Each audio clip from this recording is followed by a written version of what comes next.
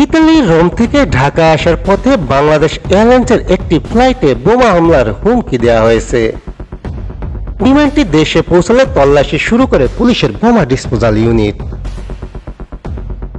একটি অপরিচিত নম্বর থেকে ঢাকায় হযরত শাহজালাল আন্তর্জাতিক বিমানবন্দরে ফোন করে ফ্লাইটটিতে হামলার হুমকি দেওয়া হয়।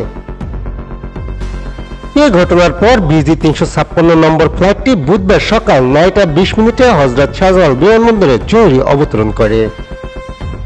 এরপর সকাল 10:30টায় বোমা ডিসপোজাল ইউনিট প্লেনটির ভেতর প্রবেশ করে, তবে বোমা বা বোমা সদৃশ কোনো বস্তুর সন্ধান মেলেনি।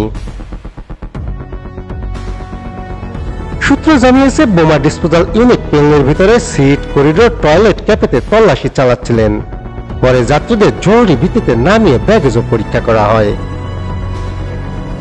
এছাড়া যাত্রীদের টার্মিনাল ভবনে রাখা হয়েছে, তবে কাউকে ইমিগ্রেশন দেওয়া হয়নি। এয়ারক্রাফটটি পুরোপুরি নিরাপদ ঘোষণার আগ পর্যন্ত যাত্রীরা টার্মিনাল ভবনেই থাকবেন। বিমানবন্দর থানার ভারপ্রাপ্ত কর্মকর্তা তাসলিমা আক্তার বলেন, বোমা ডিসপোজাল ইউনিটের তল্লাশি অভিযান চলমান আছে। এর আগে শাহজালাল বিমানবন্দরের নির্বাহী পরিচালক গ্রুপ ক্যাপ্টেন মোহাম্মদ কামরুল ইসলাম সাংবাদিকদের জানান, ফ্লাইটটি অবতরণের পর সব যাত্রী এবং ক্রুকে নিরাপদে বের করা হয়েছে। যাত্রীদের টার্মিনালে পৌঁছে দেওয়া হয়েছে। এর আগে ফ্লাইটটি মঙ্গলবার স্থানীয় রাত 8টায় রোমের লিওনার্দো দা ভিঞ্চি বিমানবন্দর থেকে রওনা হয়েছিল।